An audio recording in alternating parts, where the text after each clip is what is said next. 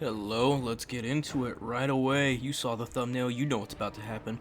Scarbrand going right into it. We're not going to go over the build, we're not going to go over nothing. It's me versus TMiR in this first clip as we introduce the montage of Scarbrand himself. We got Marauder Horsemen throwing axes at the back of these Jade Warriors.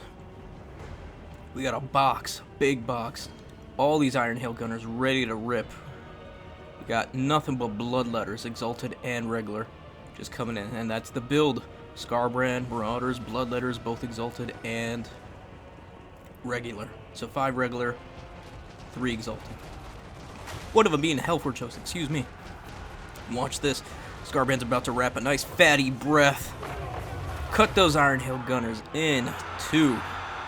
And I took Slaughter and Carnage, so I'm like, oh, that was a good percentage of kills. And with that, we're up 9% at 815. That was 737. 737, 773, I don't know. But we're getting into this big, beautiful clutter. Scarbrand goes straight for the only target that matters. The Spellcaster, the Alchemist. Be enraged, go for it. We don't care, we're at 1000k damage.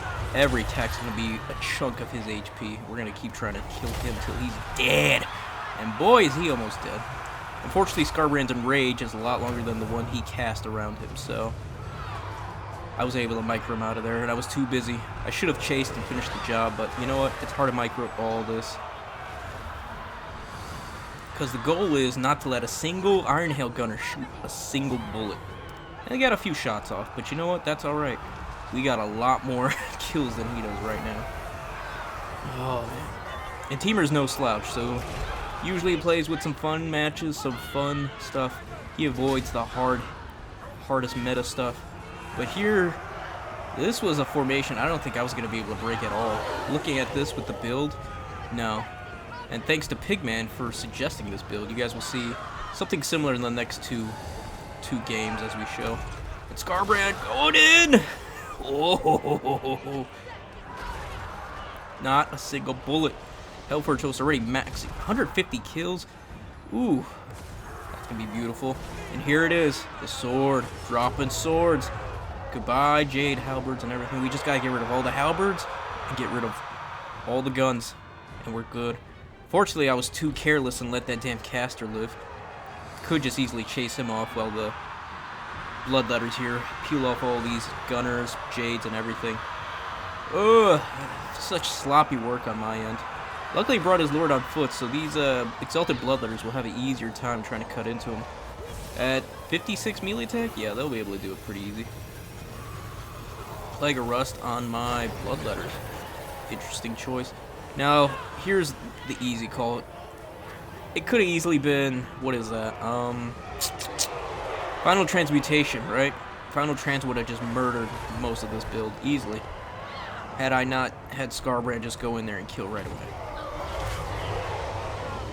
And even if Final Trans did go off, I don't think he was going to get more than 1 or 2 off, because I already have his Alchemist now running away. Yeah, I'm gonna go finish him off too. Maybe 1 or 2, and I wouldn't have sent them all in. I would have sent Scarbrand in first and Rage before, so it would have been just an easier kill. And yeah, there we go.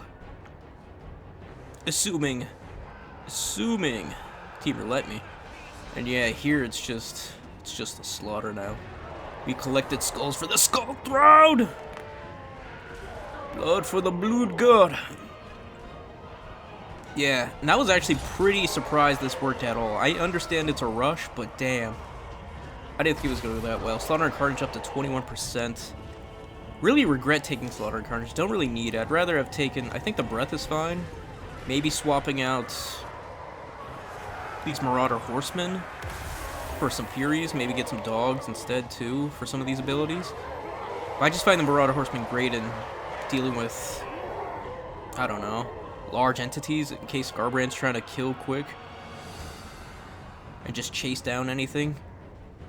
Yeah, this match is going to be over soon. His Lord's fleeing, and we'll go to the match with Pigman. Pigman, similar build.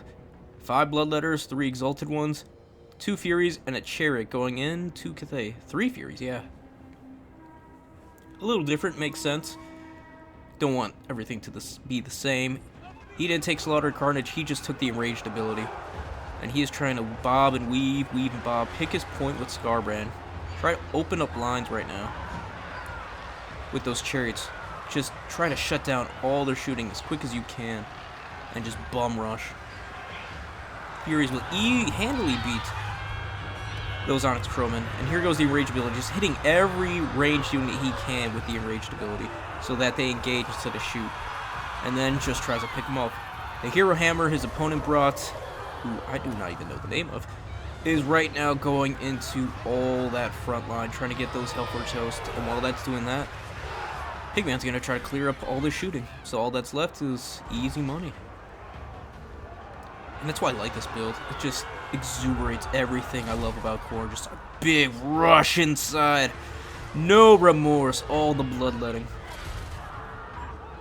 Chariots really don't impress me, but they are a great distraction because you can't just let them in. They're cheap enough. And then you just have Scarbrand, the perfect one. His opponent has brought Wombo with nets, all the typical goodness you expect. He's got Hero Hammer, meaning he's got Felix and Gortek? I forgot how to pronounce his name. But either way, both of them should be able to lose to Exalted. Or to the Hellforge host. Yeah, Gotrek. And a Sword of Core going down on the Celestial Dragon Guard. Beautiful. He's netted Scarbrand right now. Pigman, though, he's not too worried. Those Hellforge hosts are getting plenty of free hits into both Wombo, Felix, and Gotrek. And while that's going on, the rest of the opponent's army, the villain's army, is getting absolutely... It feels weird saying villain, knowing Scarbrand's on this side. Scarbrand's a hero, and Felix is getting rocked! Yeah, his priority target right now, get rid of Felix. Getting rid of Felix means he doesn't have to deal with Hero Hammer, and he can just keep cycle charging in. And once the rest of the army is dealt with, just send in Bloodletters. Bloodletters surrounding one or two. Slowly take care of Felix. Once Felix is done, take care of Gotrek. Once Gotrek's done, Wombo's just by himself. And Rage, go in. No spells, no problem. Get all the free hits you can now. And yeah, this is looking pretty sad for Villain. Felix is on his last limb. Celestial Dragon Guard are tattered and trying to come in. Yep, once Felix is done, Gotrek's not too far off. Yeah, Felix is done. Felix is done. Once Felix is done, Wombo's by himself. He's trying to use his spell. I don't know the name of it, but it's going to be over. GG's. Opponent's going to tap out, and yeah, there's nothing else. The rest of the army's tattered.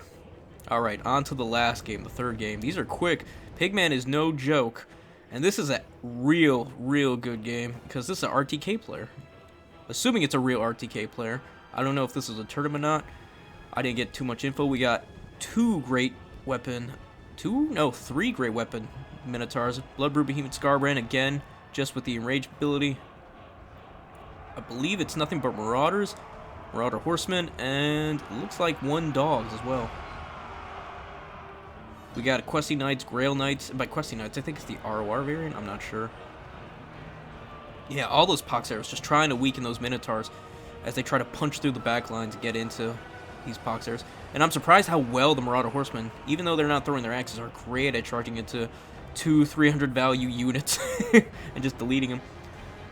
Grail Knights getting absolutely slaughtered by Scarbrand and the Bloodbrew Behemoth. Minotaurs into the Pox Arrows and just unloading.